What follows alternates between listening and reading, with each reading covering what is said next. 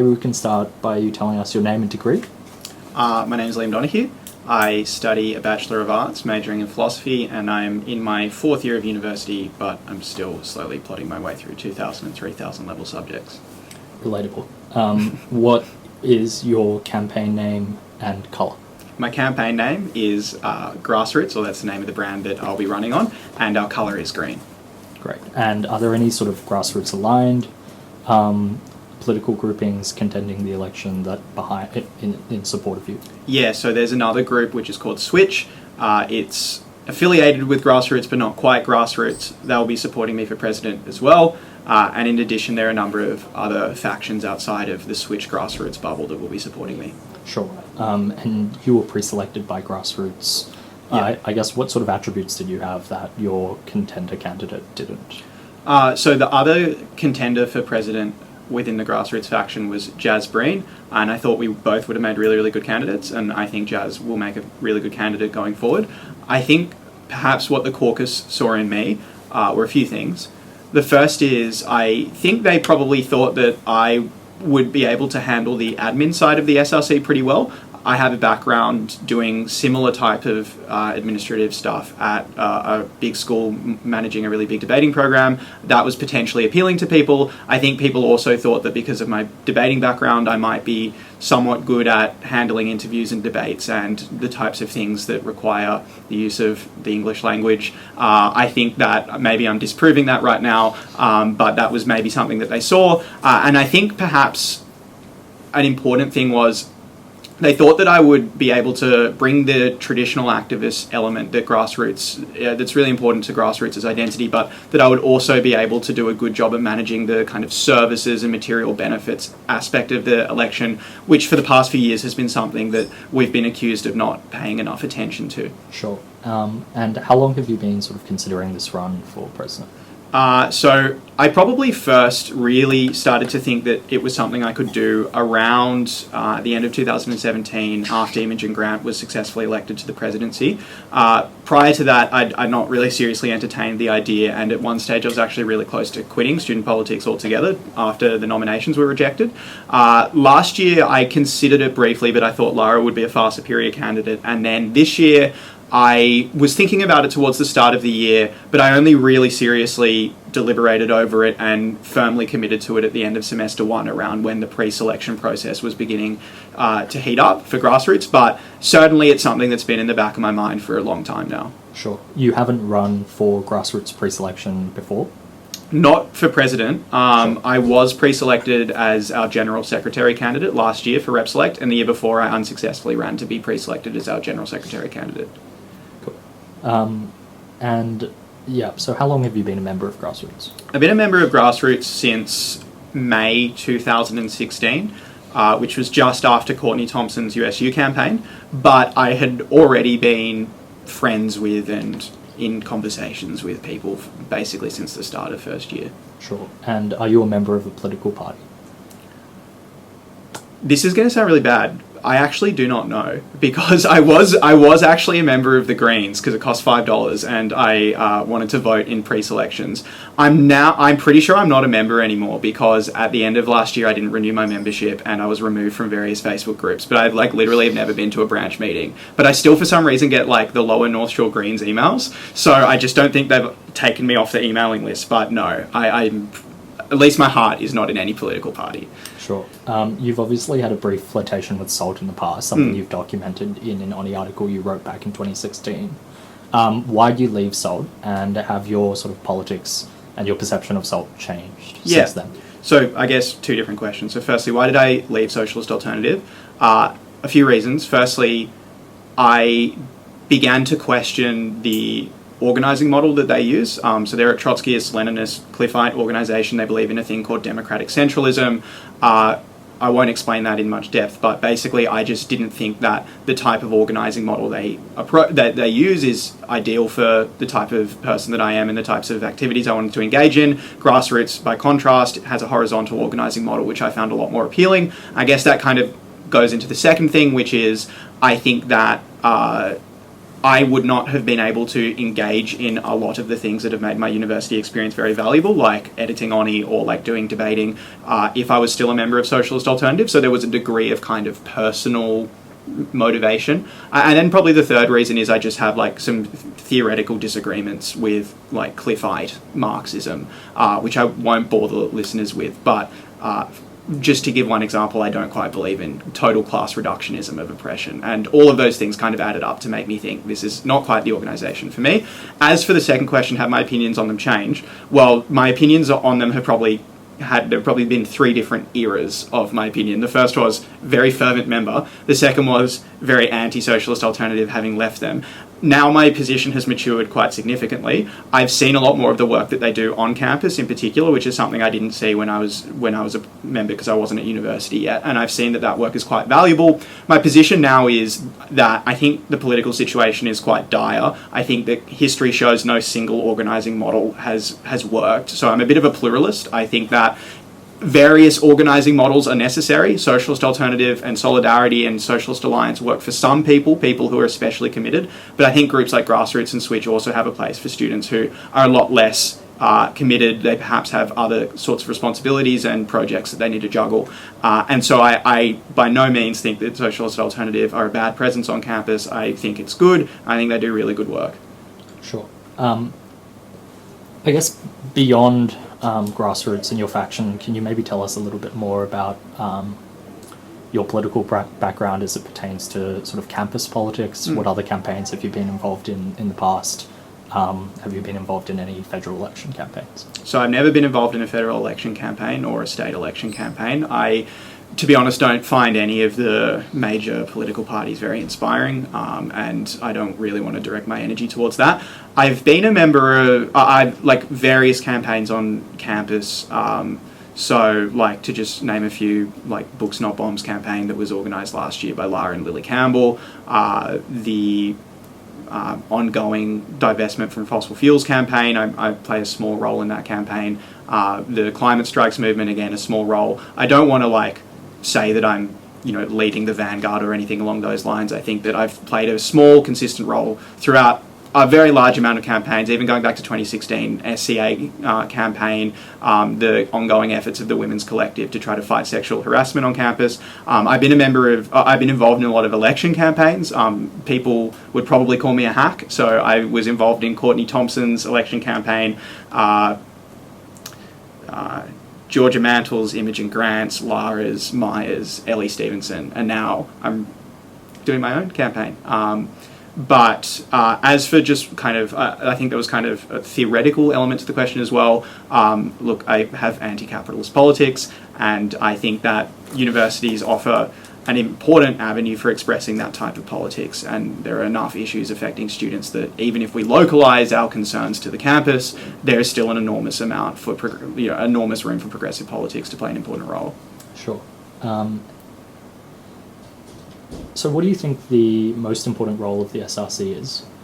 I think that the single most important role of the SRC is to be a lifeline or a final form of support for students who have basically nowhere else to turn. So I'm thinking in particular of students who have academic misconducts or who have gotten marks that they don't deserve or who can't get a simple extension or special considerations. Having caseworkers there is often the only thing that protects them. I'm thinking of people who, for instance, don't have money or don't have an ability to make an essential purchase who can come to the SRC and get an emergency loan. I'm thinking in particular of people who need to access legal services but cannot do so. Sure. I think that's really important. That's not to take away from the activist side of things either. That would be a very close second. But the thing that the SRC does that's probably most important is that, followed by activist stuff.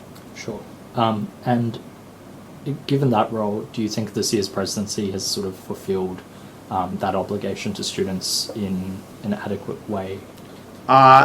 So I might break this into two sections. So I might first talk about the kind of last lifeline area and then the activist area. So as far as the last lifeline area goes, I think that there have been a few issues. I think that the first and most obvious issue is the handling of the Thomas McLaughlin case, which means that right now we have a volunteer lawyer, the original principal lawyer for the SRC, and it is much harder for students to access legal support right now. I think additionally, schemes like the textbook subsidy scheme, which may have some merit, have forced the SRC to redirect caseworkers, like particularly experienced caseworkers like Nell, towards handling the textbook subsidy program, and has meant that we've had to bring in a casual caseworker. I think that that element of the SRC service provision is always going to be quite good because, it is largely managed by the staff here, and no single president can make a significant difference, but I certainly don't think it's been delivered as well as it could have been. Now, as for the activist element, I mean, anyone who follows Honi or the SRC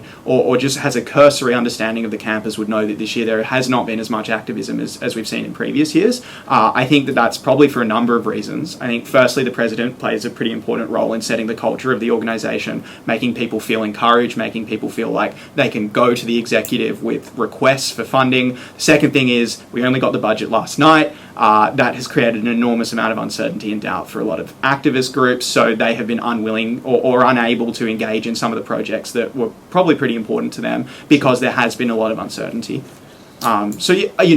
Like I said, staff do a lot of the work in this organisation. It's not going to be significantly impacted, at least the services side of things is never going to be significantly impacted by the president, but even then it has not been ideal by any means. Sure. Obviously, the president's role includes a $39,000 salary, and along with that, office hours. Yeah. Will you make any commitments to establishing a consistent consultation or drop-in hours for students? Yep. How will you make sure you have the capacity to do that? So I will be deferring for the entire year. I understand that this is a 9 to 5 commitment, 5 days a week.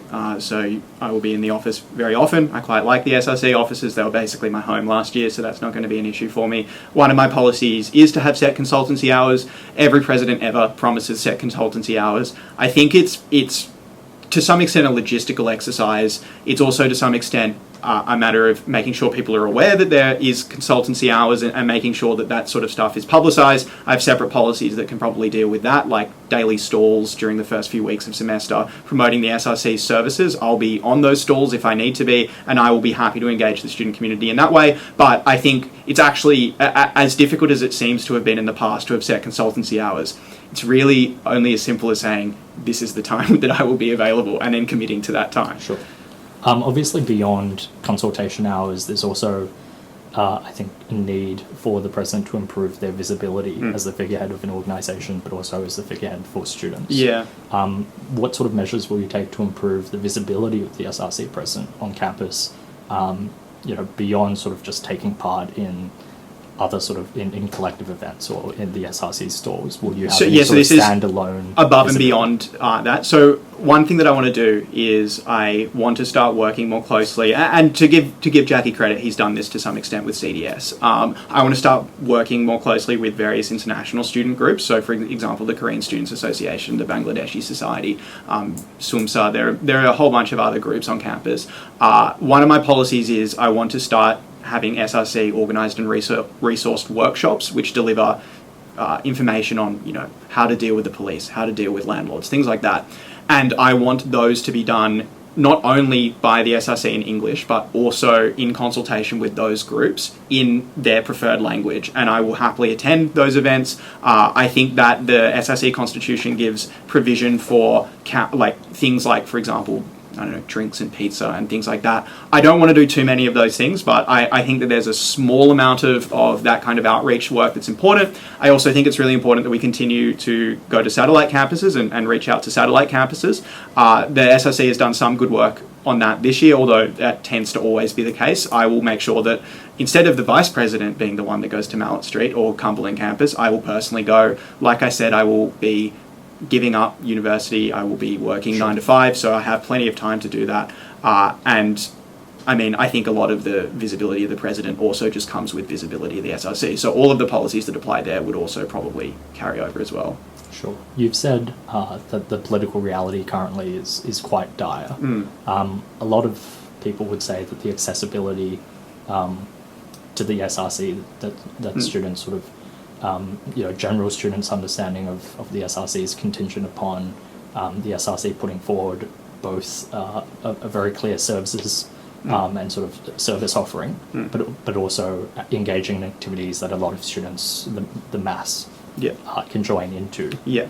What sort of policy ideas do you have that engage as much of the student body as possible?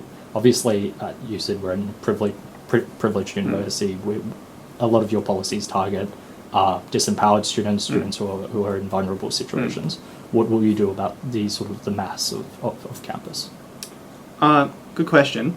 I think that first and foremost, a lot of the policies that target vulnerable students are also probably policies that will target kind of the mass. I think, in my experience, it's pretty hard to quantify exactly what the average student looks like or exactly what the sort of mass looks like.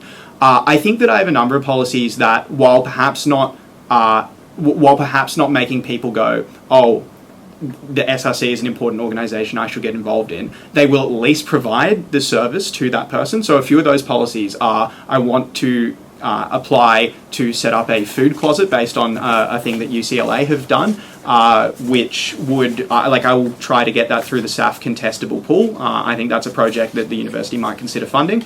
And the idea there is that it provides free food, free sanitary items, free basic commodities to students. I think that obviously there will be an SRC logo emblazoned somewhere in that process. So to some extent, people might be going, oh, I am getting this service from the SRC. But for me, it's actually not so important that they know that it's coming from the SRC. The more important thing is that they just get that resource in the first place. I feel like that will at the very least assist and help those students. I think also policies around trying to reform special considerations, simple extensions, things like that probably help most students. But as for I think the substance of your question was more just making people feel as if they are engaged with the SRC. I think that to some extent that's just a visibility issue. It's making sure that people are aware of those services. So I think that, if there's anything that could engage students in that way or make the SRC more visible, it is quite literally going onto Eastern Avenue and handing out pamphlets about what the SRC does and trying to have that conversation with as many people as possible.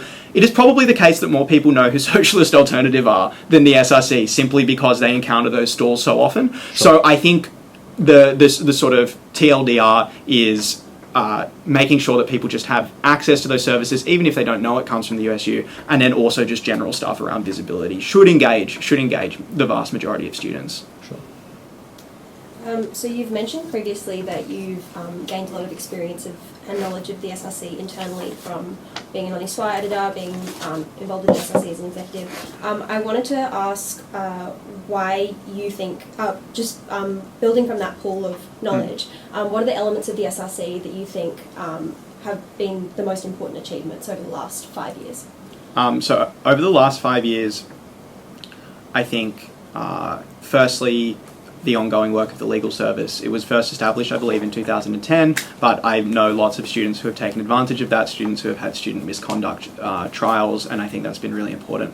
I think probably the most effective or important things the SRC have done in the past 5 years, though, have been in the activist side of things. So I think, for example, I personally think that the Broderick review into colleges and sexual assault on campus simply would not happen were it not for both End Rape on Campus, which was partially founded by a former women's officer, and the Women's Collective at this university. I think that the very direct form of action that they engage in does really raise awareness and visibility, and it does kind of force the hand of these institutions to some extent. I think things like protesting at open days with mattresses is the type of thing that shocks a lot of students and a lot of prospective parents, and actually makes the university sit up and listen, because now it is personally hurting their bottom line. I think as well, this is within the 5-year window in 2014 when we fought against fee deregulation. I think that while it was probably not the only factor, it was probably the most substantial and contributing factor, was students mobilizing on the streets, enormous protests which radicalized a really, really large segment of the university.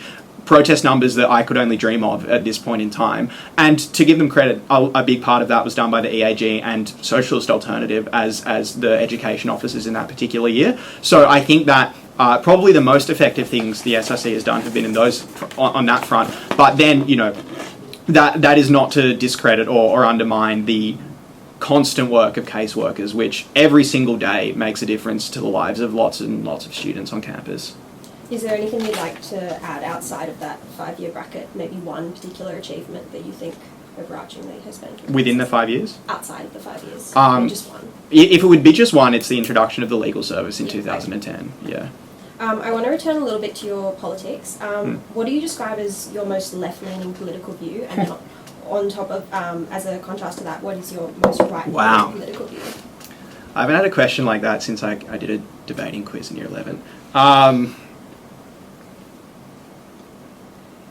My most left-leaning view would probably be, I don't know, I think that capitalism is a system that does not work. I think that we could design an alternative ourselves as people. I think that actually that alternative would probably work a lot better, even would be more efficient than capitalism itself. I won't bore you with the details of exactly why, but I don't know, is that left-wing enough? I suppose. My most right-wing belief. Look, I'm not going to claim that any of these are the most, because it's just like, it would require me to literally go through every belief I have and then just like put them on a spectrum. But one right-wing-ish belief I might have is, I guess this could be construed as right-wing. I'm not especially keen on identity politics. I wrote an article for Honi about that earlier in the year. I think that it has a lot of merit. In saying that, there are lots of left-wing people who criticise identity politics, so maybe that's not especially right-wing. Maybe I think that sometimes people could, I don't know, in certain circumstances, I think there are regressive parts of the left that are too obsessed with identity politics and with grievances, and I think that sometimes they need to kind of awaken to materialist analysis and not be so caught up in their own suffering. So our next question is, who are your political mentors? And I don't mean that in the capacity of who are your grand sort of political... Stew poll mentors? Well, just people that you, in your political life, who you've engaged with, who you appreciate and who you... That's a good question. So probably my biggest political mentor, and if she ever watches this, she'll be really happy that I say this, is Sabita, who edited Honi a few years ago. I first met her when I was in high school. She brought me along to a tampon tax rally, or rather I went along following her invitation, and that's actually where I met Socialist Alternative for the first time. I think as well, Liam Carrigan was a really big influence on me, when I was in particularly first and second year. He kind of showed me the political ropes to an extent. I think if we're talking actual development of politics, I might give someone I've never met, but there's a philosopher called Elizabeth Anderson. I really, really like her work. She believes in a doctrine called relational egalitarianism, which I personally subscribe to. So she's been a very big influence on my politics, I suppose. But I suppose those three. Moving to the practical elements of your campaign, will grassroots or switch be using call flutes or A-frames? Call flutes. Yeah. Okay. Will they be recycling any A-frames from call flutes for a previous election campaign? I don't think you can recycle call flutes. And I mean, you can recycle anything, but it might be a bit difficult. We need to get them printed at a special place. As for A-frames, I mean, it's, to be honest, we haven't fully fleshed that out. It's possible we may use some A-frames. If we were to use A-frames, we probably would recycle them, although they get costed the same whether they're recycled or new, so to some extent you kind of may as well get new ones. But there are just heaps of them in the women's office. They're not actually for grassroots or switch anymore, they've been donated, but I guess we could recycle them. But yeah, I'd prefer call flutes, and that's where we're leaning towards right now. The SRC president obviously has both a figurehead role as a student representative and then a bureaucratic role in the SRC's executive. So we're going to talk a little bit about both. Yep. So the president's figurehead role involves understanding student interests and positioning the SRC accordingly. In what ways do you think student interests have changed over the last decade? That's a good question. I think the conventional response is less students are interested in on-campus activities, less students, like more students want to do things like networking and building up their CVs and things like that. I'm not sure I totally agree with that. I think that I really, like, I think that there have been important material factors that have underscored the sort of changing university environment. So I think, for example, the cost of rental properties in this area within like a 2 kilometre, 3 kilometre radius of the university have gone up significantly. So that just means far, far less students are able to be on campus a lot. And so I guess like one concern that immediately arises, which is a more novel concern, is travel is increasingly a problem for lots of students. That's also because of increasing congestion in Sydney. But I think that there are so many more students commuting to university than there used to be. And that is really valuable, precious time that people lose out of their day that they could spend with their family doing recreational activities or studying that they just simply will never get back. I suppose that's a concern that's changed. But by and large, I think students now are pretty similar to students back in the day. I think we have pretty similar concerns across the generations. You only need to watch my favourite ever documentary, Uni, from 1996, to see that actually a lot of the sorts of struggles and things that they went through are pretty similar. I suppose an increasing challenge is the centralisation of university administration. Back in the good old days, if you wanted a simple extension, you just had to knock on your tutor's door and you would probably get one. These days, you have to go through a much more difficult process, especially if you're doing science. So that obviously creates additional struggles. And then I guess a really obvious one is international student numbers have increased significantly. So that, I mean, it's not as if the quality or nature of the challenges have increased, because international students have probably been facing those challenges for quite a long time, but the amount of people who have to face those challenges has clearly increased. In saying that, the university and student organisations have adapted to a degree. I think that it is probably, I could be wrong here, but it is probably slightly easier to be an international student now than it was in the past, but nonetheless there are still lots of issues. And so I think those are some really important ways in which the university landscape has changed. Also, since 2009, the Liberals have been in power for a very long time. That obviously changes the way that you undertake activism. You've engaged in obviously a lot of leadership internally from the SRC, but I wanted to talk a little bit about the nature of that leadership experience and how you think that will affect your role as an SRC president. Yep. Like, so what leadership in particular? I guess your leadership experience as, I don't know. Like Gen Exec or something? Yeah. So I look, I think in the case of General Executive, it was really good to get acquainted with the bureaucratic structures of the SRC. This is a very large not-for-profit. It has bureaucracy like any other organisation. So just really basic things like being able to understand how reimbursement forms work, how to book rooms, and then also having access to like in-camera discussions and understanding the way that meetings are conducted and the way that regulations apply. I think that it's probably fair to say that I've had like a sort of informal leadership role over the past few years. Like, I'm not trying to suggest I'm the only leader, but I've been among the kind of leaders of Grassroots and Switch. I think that's been really, really valuable in a few ways. Firstly, I've learned how to deal with defeat because we've lost a few things, and that's been really hard. And I think it's been important though, and I think I've grown as a result of that. So I think to some extent there's always the risk when you put yourself in a leadership position that you're going to be in some way exposed or in some way hurt. And I think I have been, and I think I have learned as a result of that. I think the corollary of that is I think I've also won some stuff, and it's pretty satisfying to get that feeling and to know, like, 'cause I think it motivates you. So I think like Imogen Grant's presidential victory in 2017, for example, was the type of thing that made me want to step up into leadership roles more and play a more active role in the left. Beyond that, I think that particularly on the left, the reason why I hesitate to say that I've been a leader or that, I'm the leader or anything along those lines is because you really have to earn people's trust, and you really have to serve people and make them actually believe in your cause. And perhaps that's the case for other groups and other factions and other sides of politics. But I think particularly on the left, and this is a necessary thing, there are always questions asked of people who want to step up into leadership positions. So I think having the default instinct to want to make sure that the people that you represent and lead are well represented, and having the default instinct that you need to serve them rather than serve yourself, is probably something that I've learned from that kind of informal leadership. Mm-hmm. So the SRC executive has seen a number of workload imbalances this year. We've had OBs away for long periods of time, executives not showing up to meetings, and I mean, including the president has been away on a number of occasions. So those imbalances obviously are pertaining to an SRC cost. When you're elected, if you're elected, how would you ensure that those representatives use their time valuably and are there for the students at Yeah, good question. So I think the first thing is it will depend quite a bit on rep select.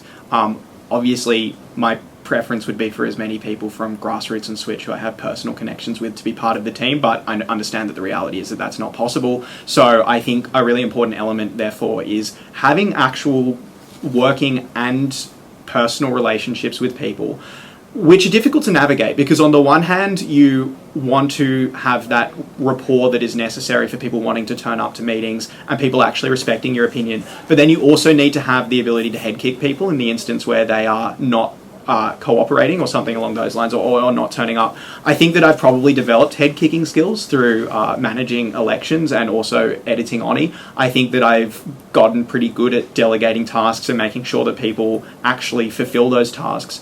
I think if I'm president, I'll play a really, really active role in making sure, for instance, that we have quorum at meetings, making sure that people turn up to executive meetings. I will happily censure someone if they don't attend enough meetings. So, for example, I won't name names, but there are various people in their SRC executive this year who, like, by all constitutional rights, should be removed from the SRC executive, and I wouldn't have any problems doing that because I think that this organisation is too important for people to waste time and waste money.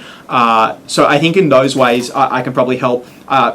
Last year, 2018 SRC, I thought the quorum and attendance record for council was actually quite good, and I think one of the reasons for that was Imogen Grant had quite a hands-on role. She would post regularly within the SRC OB and councillor group to make sure that people were really aware when things were happening. I think communication is obviously one element, but like I said initially, the other element is just having the right type of relationship with people. And I think, you know, I've demonstrated that I'm good at working to some extent across the aisle. I think I've you know, managed to get the support of a whole bunch of different factions, and in that process, or even prior to that, developed quite healthy relationships with them. And I hope that those relationships can be carried into the 92nd SRC.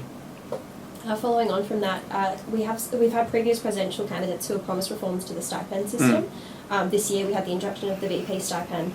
Do you have any considerations for stipend reforms that you would put in SRC roles? Yeah, so in the ideal world, I would reform stipends. I think that stipends should be reformed. I think there's an enormous amount of labour that goes totally unrecognised, and there are some forms of labour, even the presidential salary, for instance, which I know can't be changed because it's minimum wage, but some forms of salaries that possibly overcompensate relative to the work that other groups are doing. I know stipend reform was proposed in 2017 by Daniel Ergis.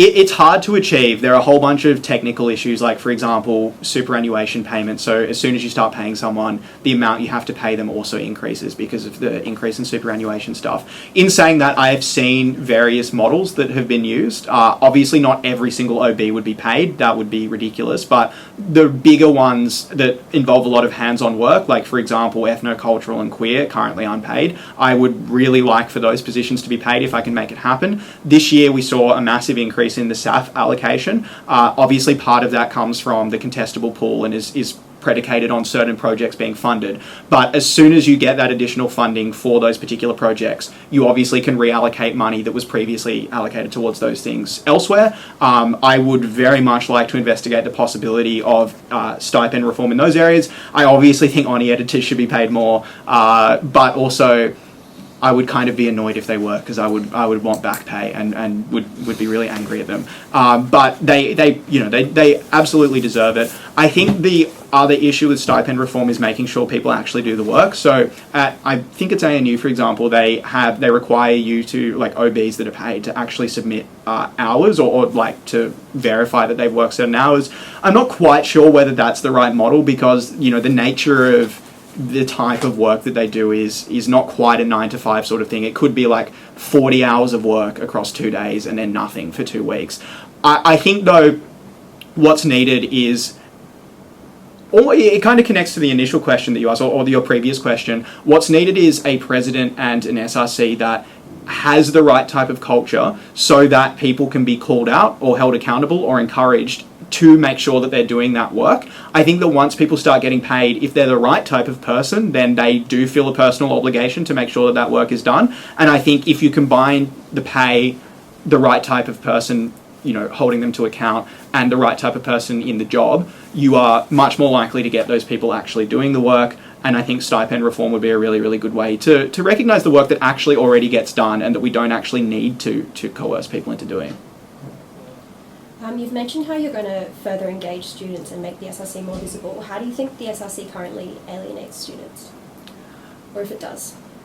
I'm not sure that the SRC alienates students per se. To paint a nuanced picture, there are obviously students at this university who are anti-left wing and who are anti the concept of unions and who are anti-activism. And I don't doubt that occasionally when people are marching or protesting or doing things in the name of the SRC, they go, you know, what is this commie Bolshevik organisation? I don't want to have anything to do with that organisation. I think to some extent, you just have to accept that there is a degree of students that are going to be a lost cause in that regard, although I will happily discuss and debate the merits of an activist SRC with those people at any time they would like.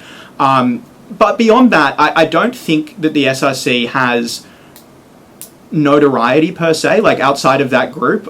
Sometimes they seem like a bit of a vocal minority, but I think for the most part, the students that are aware of the SRC think that it does a valuable job. I think perhaps what may help with that category of student, like the people who really don't like the SRC, is emphasising the services side of the SRC, because I think even people who disagree with activism can benefit from that. But I think, like I kind of initially said, most students probably either don't know about the SRC, or if they do, probably know about the SRC because they've had to access its services. And in that case, you'd think that they would be relatively positively about the SRC. So I think it is to an extent a visibility thing, but I would actually like to see, like, it would be maybe an interesting survey to just see, like, how many students actually know what the SRC is and does. When I'm doing walk and talks, to be honest, like, the majority of students don't know what the SRC is, and every year you have to do the same spiel and the same explanation to students. So I think a big part of it is visibility, and then we can see whether people like it or not, I suppose. So with, obviously you've mentioned that you have been in consultation with a lot of students about your policies and how you were going to engage them. Was the policies that you that you finalised, were they drafted exclusively by the members of your campaign team? They were drafted exclusively by me.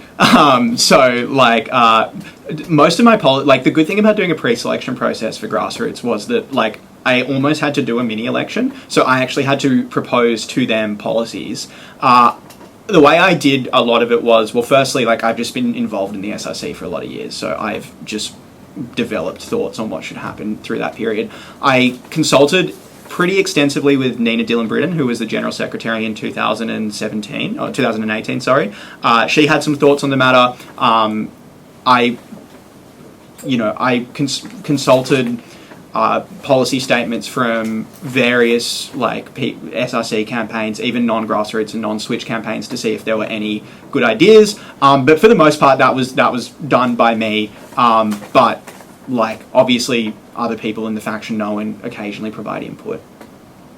So the spending cap for the presidential candidate is, as you know, $750. Will you be exhausting that cap? Do you have plans to exhaust that cap? And how are you planning, or how have you planned to raise the funds? So the cap is $750, but if you're running SRC tickets and NUS tickets as well, it increases. So I think, like, functionally the cap for us is going to be more like $2,950, and then switch is going to be $2,150. So, I mean, I'm not too worried about breaking the cap. I don't think we do enough to break the cap. The major funding things are things like t-shirts, quite expensive. We've just put in the order for that. It's like $1,100 for 120 shirts. But that's, again, split across switch and grassroots, so we're not even close. Core flutes will be somewhat expensive. How are we fundraising? Well, I have been personally messaging people to solicit donations, like old grassroots people. And then we normally have a fundraising party where we auction off stuff. So, for example, that copy of Honi Soit right behind us was purchased by Liam Thorne last year. I don't think he ever actually paid for it, but he at least said that he would pay money for it. And, we'll auction off things like famous Honi editions, old Stupol t-shirts. Hopefully we can get, someone said that they might be able to get, the Rep Select ballots from Kyle's election year, which would be pretty cool. So basically just, nostalgia items, and then we'll probably sell drinks. And that hopefully that covers the fundraising. I think historically people used to apply for bursaries to pay for it, but you can't do that anymore. There are too many accountability mechanisms. We wanted to ask if you'd be campaigning on Wechat, or more generally, how you'd be engaging with students online, or if you plan to do that. Yeah, absolutely. We already have developed a social media strategy that involves Wechat quite extensively. I have a friend who is a Chinese international student who majors in marketing and social media, and who has worked quite extensively with various PR firms and stuff. So she actually wrote the article for Ellie Stevenson that was published on Wechat, which was in Mandarin and English. So we'll need to get anything that's written in Mandarin pre-approved. We'll certainly be campaigning on Wechat, and we will also be campaigning on Facebook, Instagram. Probably not TikTok. The kids like that one, but I don't understand it, so we probably won't do that one. We will have a concerted social media strategy. So it's looking like the SRC budget will be tracking for a loss in 2019. In the 2018-19 financial year, the SRC expended more than $15,000 on litigation and disputes. How will you ensure that the organisation stays afloat in these disputes and is able to weather these shocks? I thought they reported a surplus. They reported a surplus of $2,870.02, but we won't know until the actual audit that happens next year whether or not that's actually true. Legal cases are a concern, of course, and I'm aware of a few that if I'm elected to president I may have to inherit. I believe the SRC has a degree of reserve funds. I also believe that there's possibly other mechanisms at their disposal. I think that would probably be the biggest administrative challenge, would be if legal expenses really started to balloon out of control, and then we would have a situation where we would have funding issues. If I had to cut anything, or if I had to make any commitments, it would be probably to get rid of the textbook subsidy program, although I don't have any massive issues with it. That's $120,000 or something along those lines, that if we had no other choice, if it was the difference between solvency and insolvency, well, that's obviously something that's got to go. I also think that I'm not a lawyer, but I think it might be possible to get more pro bono legal support, especially if we could make the case that we are really, really seriously under the pump. I'm sure that there are plenty of very good lawyers that have passed through the SRC as students at some point who would probably be sympathetic to the cause to some extent. Perhaps even trying to contact people for fundraising would be necessary. Obviously it is a concern that any president is going to have to manage. I will happily consult with a variety of people if we're confronted with that to try to make the best choice.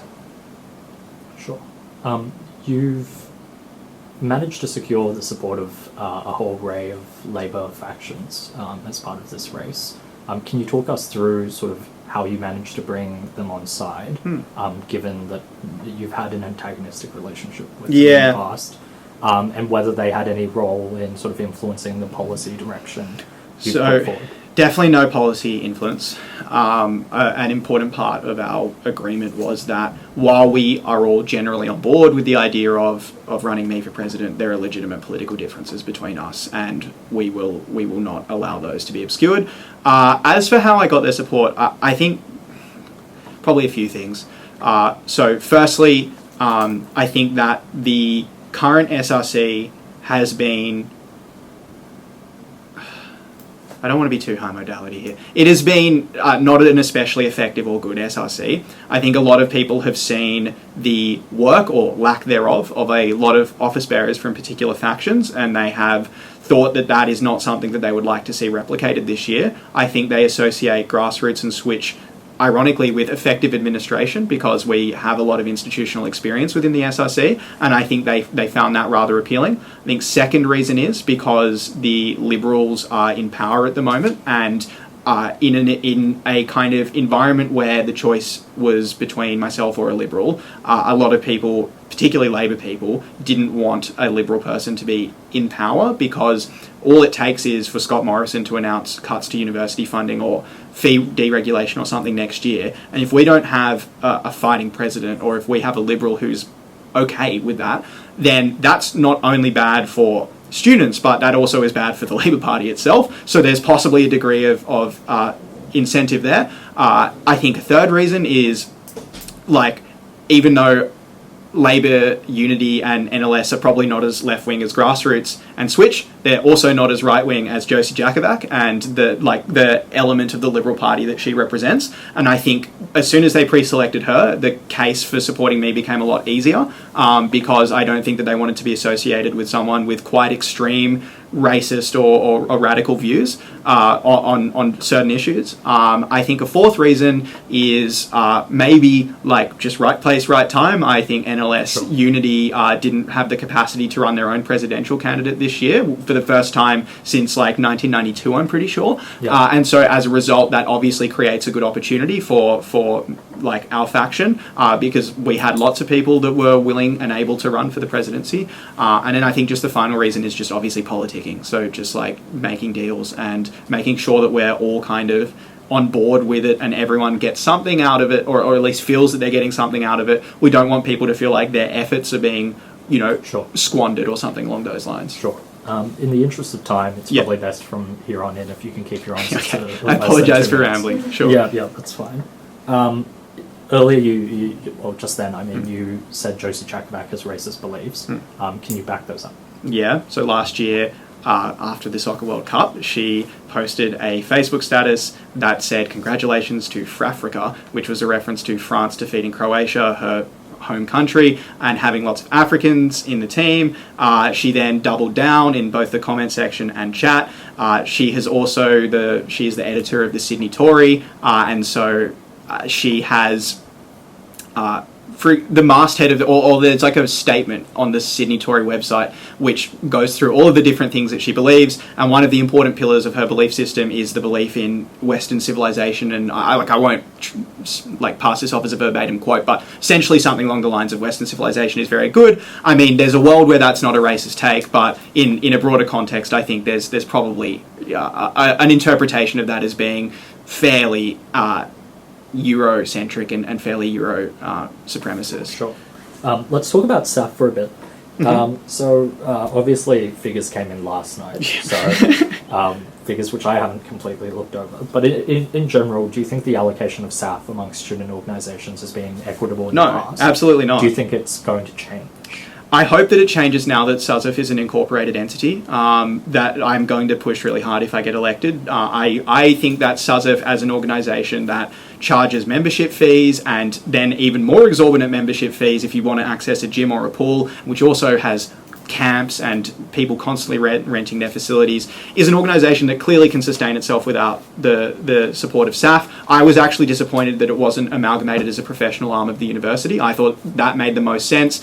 We found Alexi Polden did a Freedom of Information request a few years ago which discovered that many members of SUZF staff are actually on the university's payroll, so I think that should be formalised. But no, I don't think that the distribution has been equitable. I think SUZF have gotten the lion's share, pun intended, too consistently, and I will fight really hard to reduce their allocation.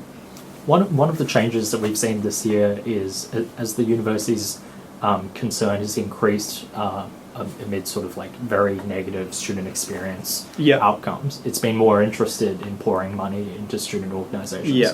Along with that money, there's come perceptions of the university potentially influencing the direction of student organisations in a way that's counterintuitive to students.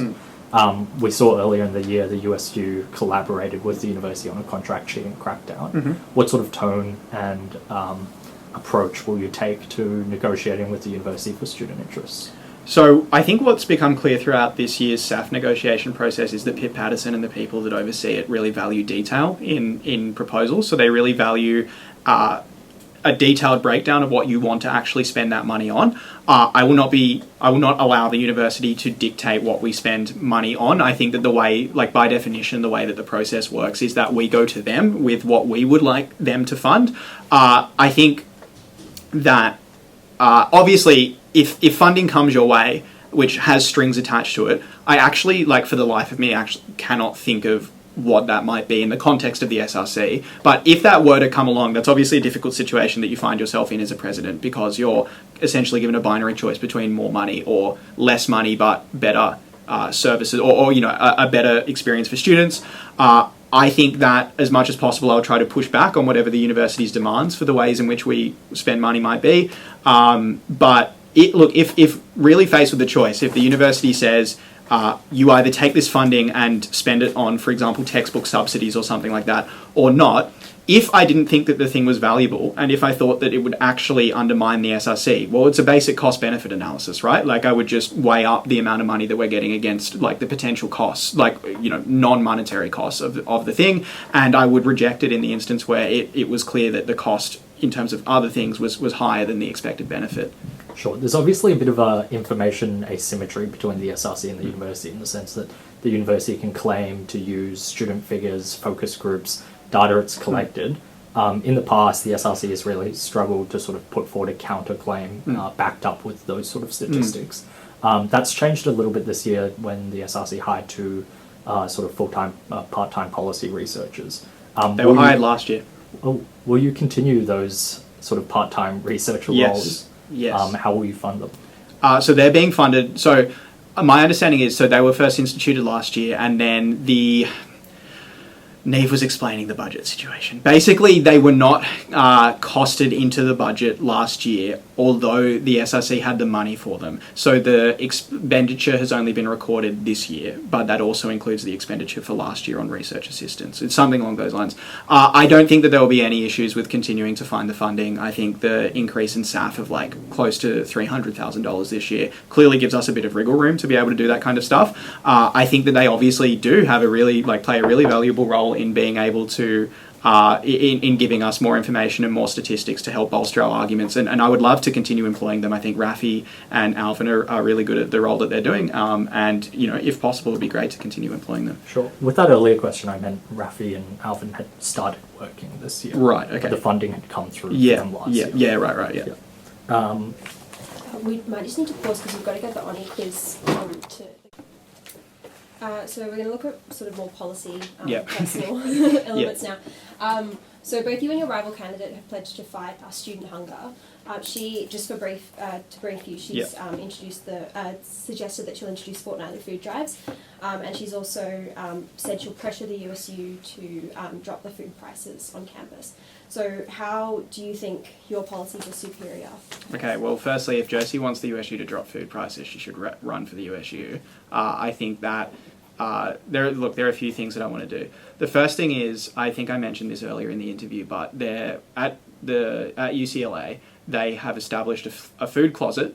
I think it was established in 2009 after the recession. And the idea is that they use university funds, I guess the equivalent of SAF in a sense, to provide sanitary items and various food.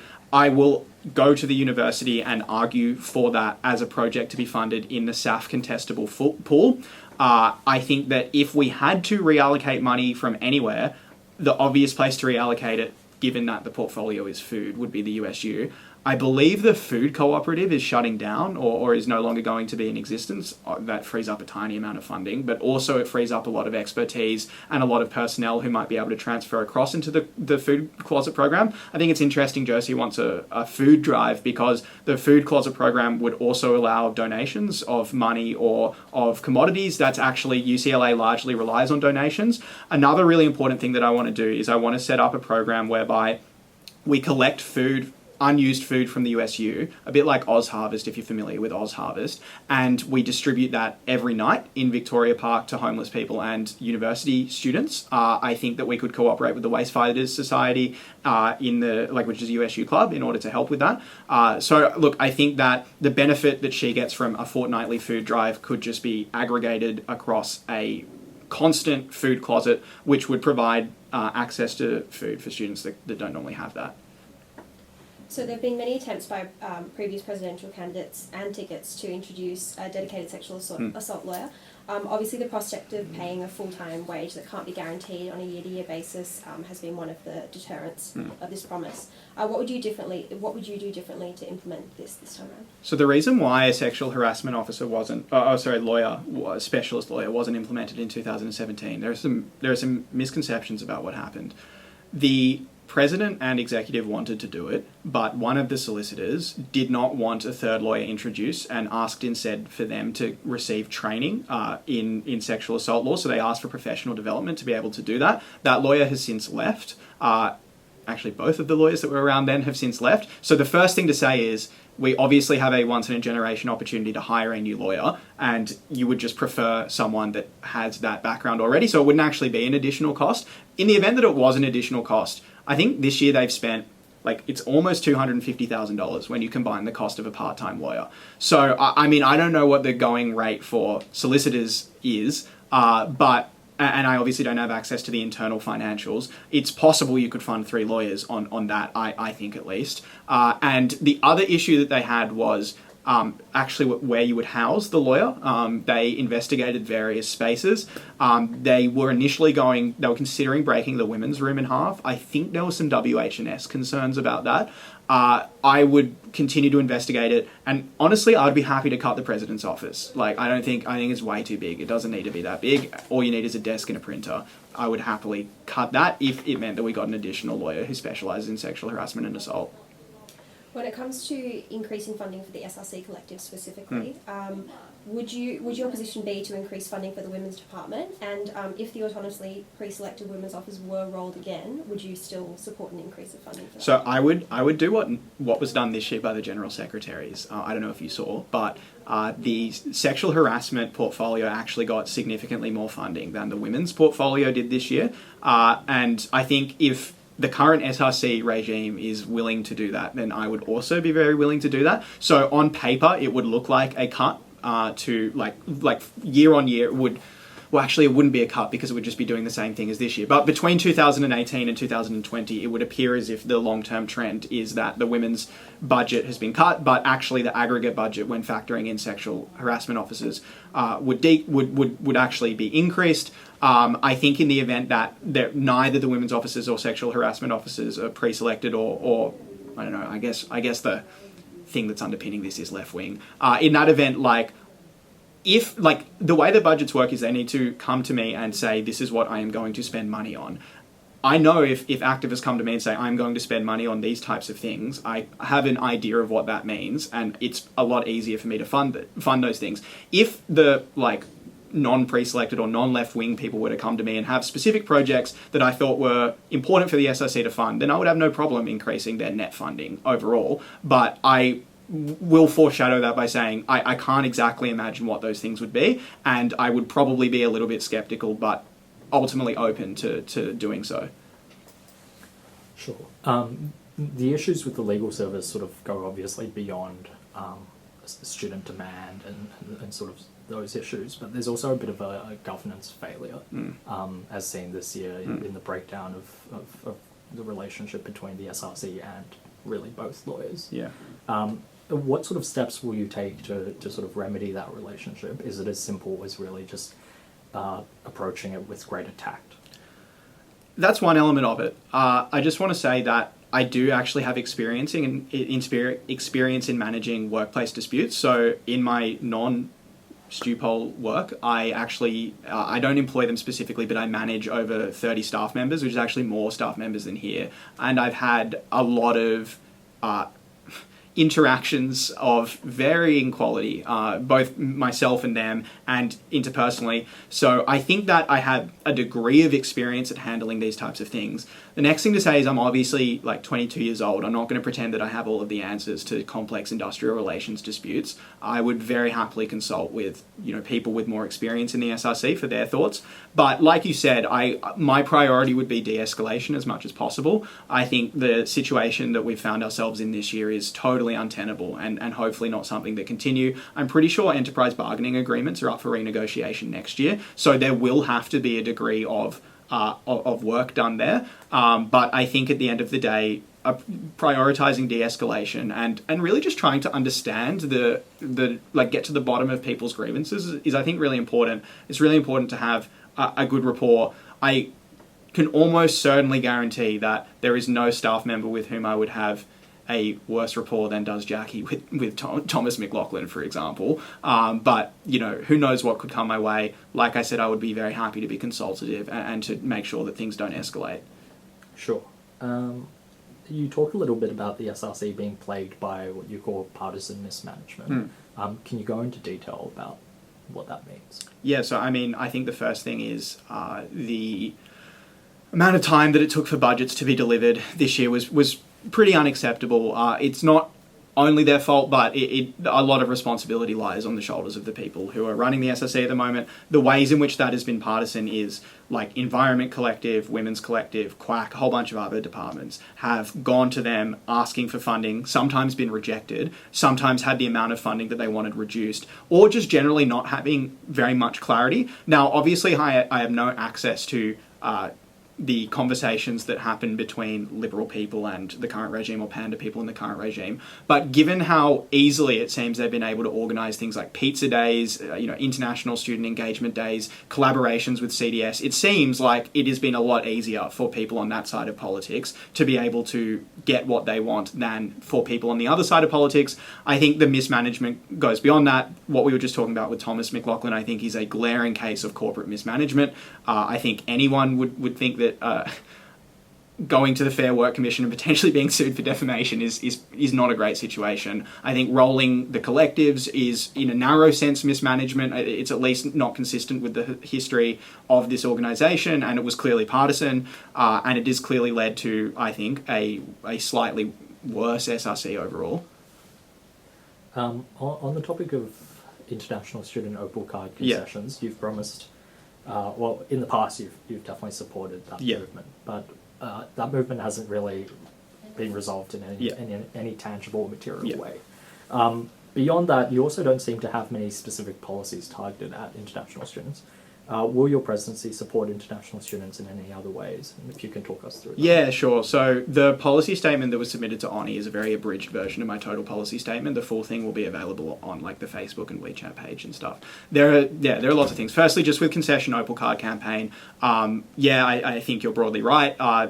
We've tried petitions, we've even tried protests. I will continue to try those things, but I think the other strategy that I'll employ is I will go through the student life and consultative committees and argue that the university itself should provide a subsidy or pay the government to provide international students concession Opal cards. That's what WSU did, and I think it's worked really, really well. The second, as for the broader thing of various other policies that for international students, so one is I think that we need to lobby the university specifically through academic board to provide more scholarship opportunities for international students. They're quite discriminated against when it comes to scholarship opportunities, particularly equity scholarships. You often need to be an actual resident or citizen of Australia to access that. I think that's quite unfair given that they're probably the people funding those scholarships in most cases. Second, I think there's a lot of stuff that needs to be done around housing. So a big part of my policy platform is reforming student housing stuff. So I think a lot of international students live in homestay environments where you don't have to provide police checks, where you don't, there is very limited accountability in a lot of cases, and they're often mistreated. A lot of international students live in boarding houses. We've seen that people have even died in fires as a result of too many people living in boarding houses. And then I think, obviously those things go beyond the campus to some extent, but insofar as I would organise campaigns for Opal cards, I would also organise campaigns for that. There's actually the New South Wales Tenants Union. There's a whole bunch of other groups that we can work with to try to lobby to that end. I think, some of the other stuff I said about, doing workshops in languages other than English and just generally making sure that there's more service provision, working with organisations like the Korean Students Association, the Bangladeshi Society more directly. All of those things, I think, make me a candidate that will certainly represent international students. Sure. Every year's president has one sort of consistent role in overseeing potential legal risks of Honi Soit. This year, President Jackie He controversially censored a live blog post. How would you approach sort of your duties as effectively a DSP of Honi? So I think it's really important that Honi does hold the president to account, and even sometimes says bad things about the president, and I'm prepared for people to say bad things about me. I think that as a DSP, look, there are two things that I think you look out for as a DSP or as a president. The first is obviously legal risk, so defamation and stuff. That would require me to get slightly better acquainted with defamation law. We obviously have lawyers here, but it would also be good if I had that knowledge. And then the second thing you look out for are things that will bring the SRC into disrepute. I read Honi anyway. I'm a pretty fervent reader. I will have no issues reading every Monday. I may even have editorial suggestions. I think that one of the difficult things to deal with is, or that I may have to deal with, is if, for example, Cream for Honi win the election. Obviously, there are members of Cream for Honi that represent a very different side of politics to myself, and I would expect the relationship between us to at least be one where they would scrutinise my decisions quite a bit. And to be honest, I'm totally prepared for that. I think that there are people within Cream that I would be able to work with without a doubt. In the event Fit for Honi were to be elected, well, I know some of them pretty well, so I think we could have quite a hands-on and quite an active relationship. But like I said, really you'd be looking out for legal issues and disrepute as the two important things.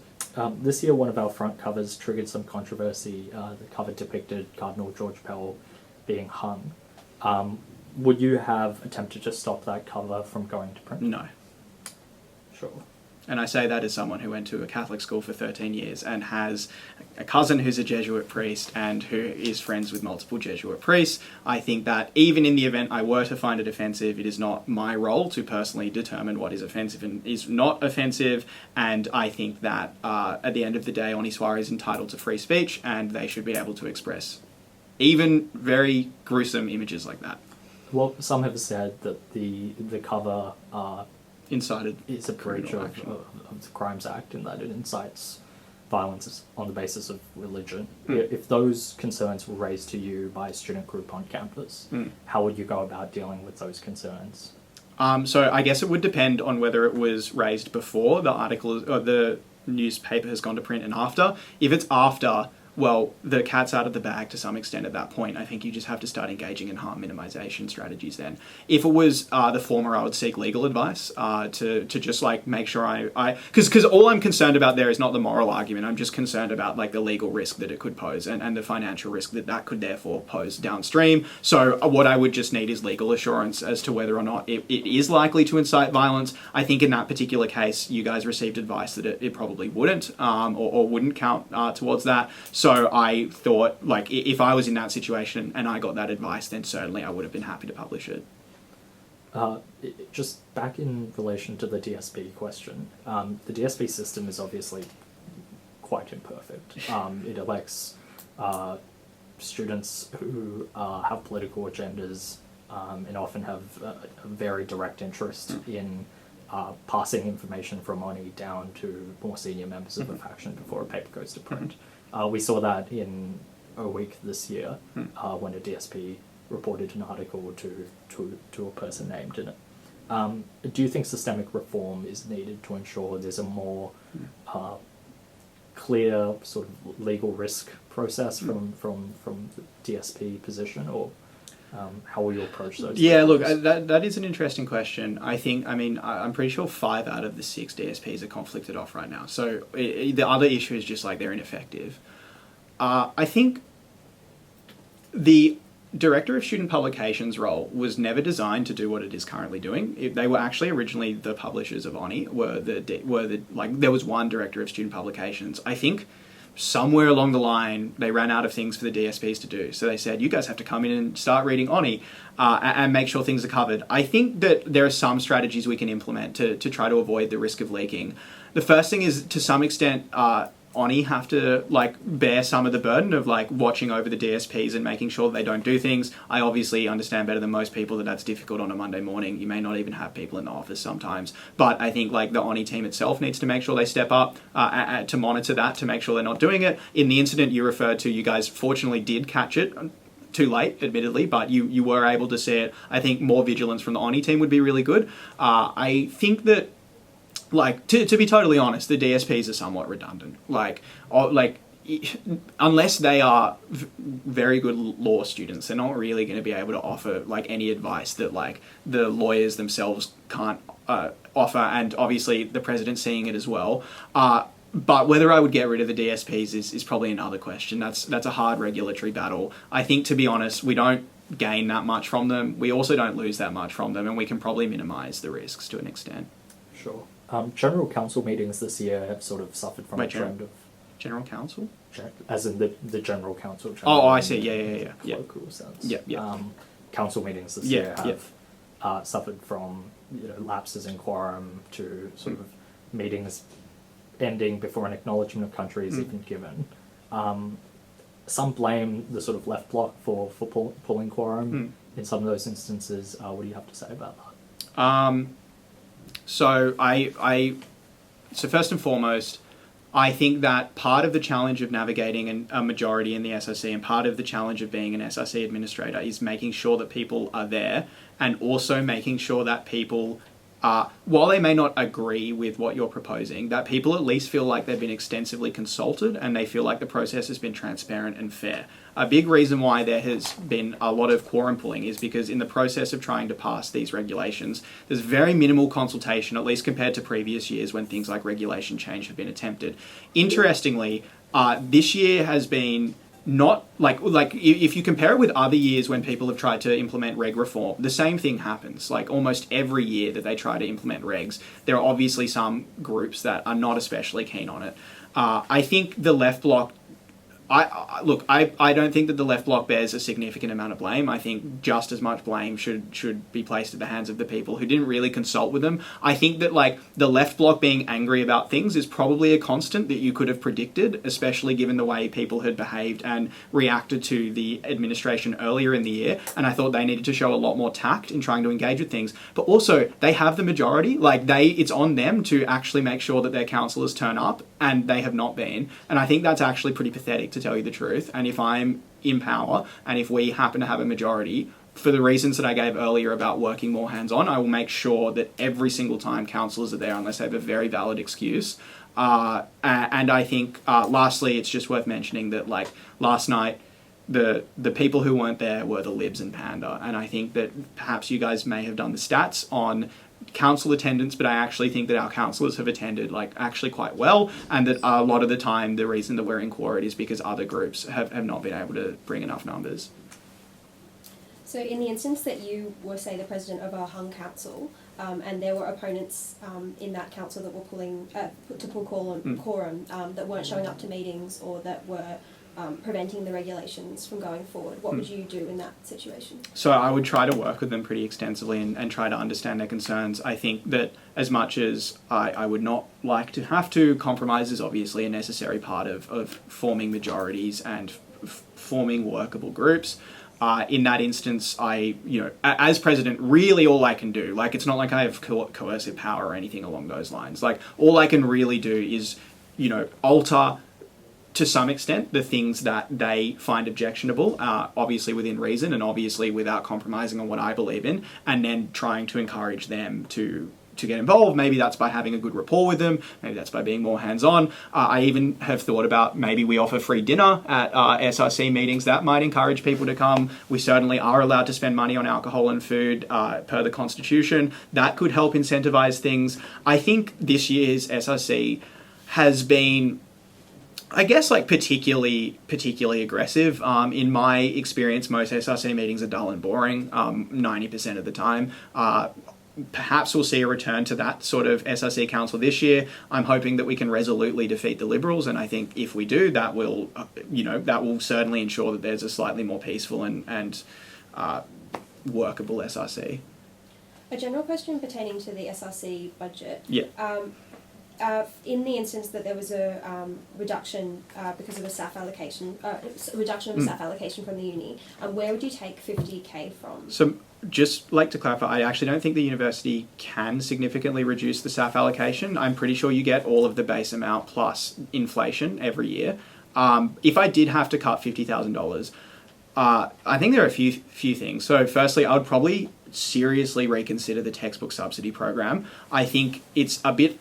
I think it's well-intentioned, and I think it's a good idea, but it's a bit like throwing a bucket of water onto the ocean. Like, even $100,000 goes nowhere near the amount of money that you would need to genuinely reduce that living expense. $100 isn't even a quarter of a law textbook for a lot of students. So well-intentioned, but if I had to redirect any money, and if I could redirect that money, I would probably redirect that. I think that there have been a few things in this year's budget that I had a few question marks over, so I wasn't exactly sure what outreach meant and how that was distinct from other things. That was $22,000. There were a few other things. There was something called Recruitment Week. I, again, was not 100% sure on what that meant. That was $10,000. Elections went up significantly this year, more or less unexplained as to why it went up by $14,000. Potentially, we could reduce costs there. Like, I mean, this is a bit of an ideal world thing. I would really love to introduce electronic polling like the USU has. That could potentially represent a very large upfront cost, but over the long run, seriously reduce outlay on elections. And then, like, if I really, really had to, not NUS affiliation fees, but NUS conference fees, I think means testing is probably fair enough in some cases if we really had to. I know that there are probably lots of people that could self-fund or who probably just don't really need to be there in some cases. In saying that, there are obviously some students that need it, and we would still provide a degree of conference funding, but if we really had to cut something, it would have to be that, or those things that I mentioned. What elements, if there are any, of your rival candidate do you respect or appreciate as part of their campaign? Well, I have to say something, don't I? I mean, so I've not really had very much access to her policy statement or any of those things, so I don't entirely know what she represents or what angle she's going for in this election. Maybe I'll just give the diplomat's answer and say I respect the fact that she's involved in the political process and cares, because I think apathy is a bad thing.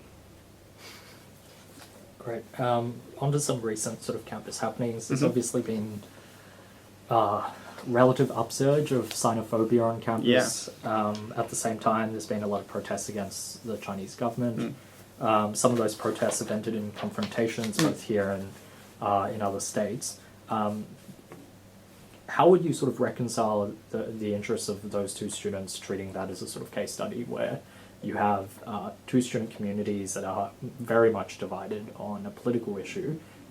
First of all, is it the role of the SRC president to reconcile those groups, and how would you? Look, to be totally honest with you, I don't really think it's the role of the SRC president to reconcile those two groups. I mean, we're talking here about like very, very complex geopolitical issues that it's probably overstating my capacity to think that I could make people, like I could undo like 22 years of social conditioning or, you know, ideological influence. But, you know, obviously there are some ways in which this does involve the SRC. There are people involved in the SRC who are engaged in that sort of stuff. So I think the first thing is, as president, you know, much as the USU president often, like, demands that USU board directors and people involved in the USU fall into line, I think that we should be able to, like, demand that people fall into line. If they are doing things that are particularly violent or particularly aggressive or that generally threaten the welfare of students on campus, like, that brings this organisation into disrepute, and the president is more than entitled to tell that person to stop doing that. Obviously, you could not like censure them on that basis, but certainly you could give them a stern talking to, I suppose.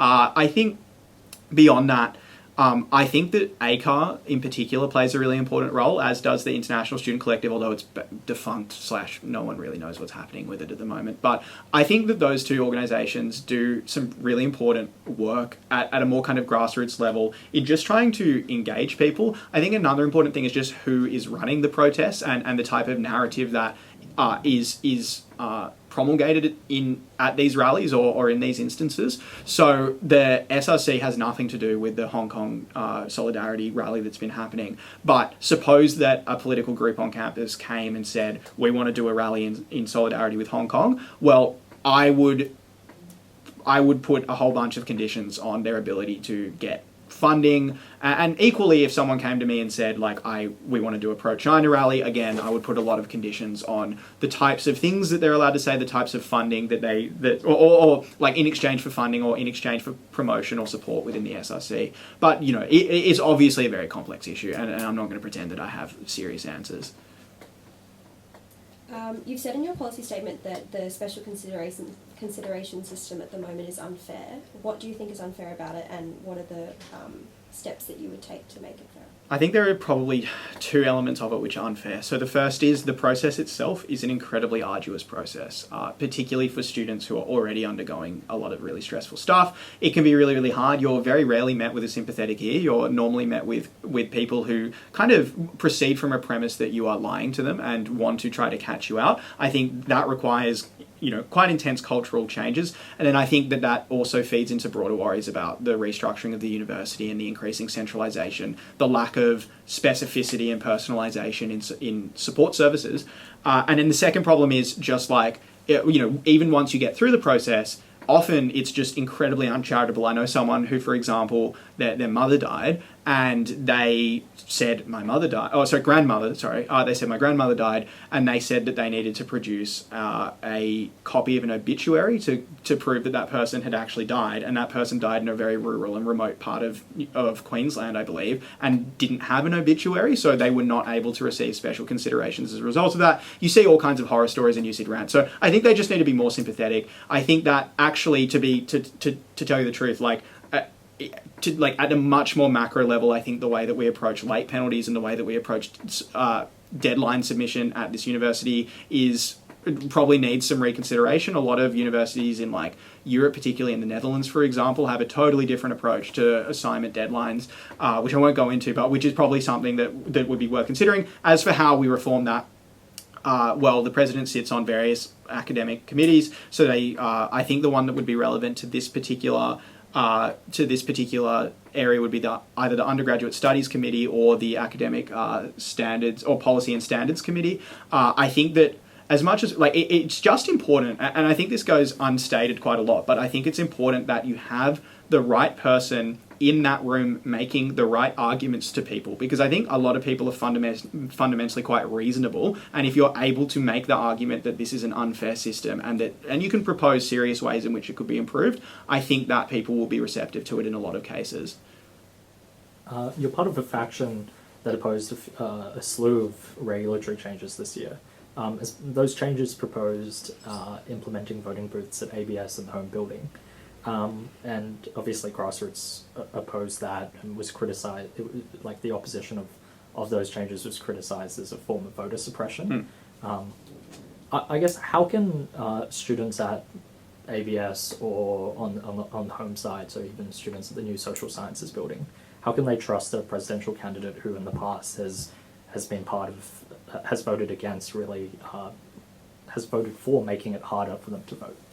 So, I just don't think that there are any students who exclusively go to those buildings. I think that if you go to this university, you probably have classes in multiple locations, you probably get the bus or train in from various locations, and if you really think, I had quite extensive conversations with Dane and other people about this, and the only stakeholder that I think would have benefited from the ABS booth, for example, are students that are walking from Redfern, so they're not passing by JFR or any other booths, and they're walking straight to ABS and they're walking back down. For me, those students, the vast majority of those students that are going to be in ABS for some reason or another already have access to a whole bunch of voting booths. The nearest voting booth to ABS is JFR, which is less than probably 300 meters away. I think a degree of perspective is necessary here. It's not as if anyone was denying them the ability to vote. It was just potentially denying them a little bit more convenience. As for whether or not those students can trust me, first thing to say there were probably just independent reasons that they could trust me. Things like my ongoing commitment to the SRC, things like, I think, pretty comprehensive and achievable policy platform that would benefit their interests, things like, I think, generally me being a trustworthy person. But then equally, I think it's worth saying that if we're going to balance these two things out, there were a whole bunch of students who would have been denied the ability to vote and seriously denied the ability to vote. People at the Con, the SCA, Cumbo, who don't have a booth within 300 metres of their campus, who would have been totally denied voting opportunities. And I'm really happy to say that we have someone running on Switch for the Con, who's the president of the Conservatorium Students Association. And I really hope that Con students show the administration that they want to vote. Cool. So going on from the satellite campuses that you mentioned, clearly there are satellite campuses. There's the Con, there's SCA, Yep. which is now moving to the main campus. Yep. That are disengaged with the SRC. Yep. How? Please, explain more about how you're going to engage. Well, so I actually do, well, I did a music subject last semester, so I have a few friends at the Conservatorium, and I got in touch with people, and like I just said, like the president of the Conservatorium Students Association is going to get involved. We will be directing a lot of campaigners towards those campuses, particularly SCA and Cumbo. We will, attempt to engage them as much as possible. I think the SRC has done some good work actually this year, trying to engage Mallet Street and Cumbo and stuff like that. I've seen some nice pictures of Dane at Mallet Street and stuff. I would personally love to go to those campuses and try to engage with people, particularly the Con, because I just like music and I like music students. But I think it's just that hands-on thing of directly going to people and trying to engage them as much as possible. And then, when it comes to election time, having people from those universities or from those satellite campuses actually running, developing policy which is good for them and which serves their interests. And that's the type of thing that I think will hopefully bolster student engagement. And I've got my fingers crossed that we'll see bigger numbers at the Con this year than we've seen in the past few years. Earlier in the year, the current president misrepresented the one of the services offered by caseworkers, saying that they could provide advice in sexual assault matters. Obviously, there's been a bit of a decline in the accessibility of the legal service this year along with it. In your policies, you promise to share caseworker services with Supra. Given that Supra's casework service isn't particularly the most well-funded part of the organisation, it's also understaffed and underfunded generally. How is this supposed to fix a problem which is being really created by increased student demand that is outstripped resources? How we fund a sustainable way of actually providing consistent casework services? So I think the first thing to say, and this is not so relevant as SRC president, but given that Supra is potentially underfunded and stuff, potentially them being able to work with the SRC would be beneficial for postgraduates, but I guess that's not that important to the electorate. I think that when it comes to caseworkers here, I do still think that sharing caseloads with Supra would make a massive difference. So I think that what it would allow you to do is it would allow you to better compartmentalise the types of cases that caseworkers have to deal with. So obviously something to do with undergraduate academic policy would only be dealt with here. But there are probably certain things like, I don't know, parking fines, tax stuff that are the same whether you're a postgraduate or whether you're an undergraduate, right? So I think those are the types of cases that we would want to talk about. As for how I would better sustain the caseworker service here, I think that the caseworker services actually reduced funding. There was less funding this year for caseworker services than there were last year. I don't know. I'm not privy to the details as to why the funding was reduced, but I would really not like to reduce funding and would like to increase funding to caseworker services as much as possible. I've said it a few times already, but when I saw the SAF figures, my eyes lit up because I was like, we actually have a lot more money, or at least this year they have a lot more money, and therefore next year I will hopefully have more money to be able to allocate that towards things like caseworkers and like the legal service. I said at the start of this interview that the most valuable or unique benefit the SRC provides is that it is their lifeline for a lot of students, and the caseworkers are really big, they're the beating heart of the lifeline. So as much as possible, I'd like to pump some blood into them and make sure that they have as much money and that they're prioritised in funding concerns. Sure. According to the most recent Supra annual report, 2018-19, there's been a very large increase in demand for sort of employment-related advice, things about credit and debt. All of those things are obviously contingent on students having jobs, dealing with issues of students in the workplace, student poverty more generally. What will you do about this sort of issue? Your contender, Josie, has promised jobs for international students, sort of networking-like events. Some of those help students get into the job market and help prevent potentially some of those credit and debt issues from occurring in the first place if they have a sustainable income. What sort of issues, what sort of policies do you have around students getting into the job market or being competitive in that way?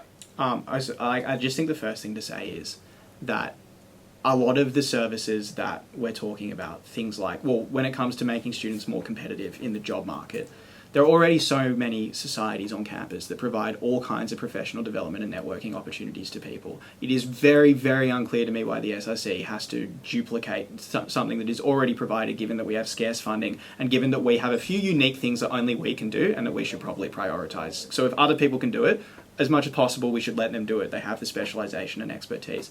Second thing is, I think, like, look, you can promise students jobs. It sounds like a Scott Morrison pitch to some extent. Like, the SRC, like, does not have the capacity to literally and directly provide people with those jobs. So at best, it would be like a tenuous, we will lobby for more jobs or something along those lines.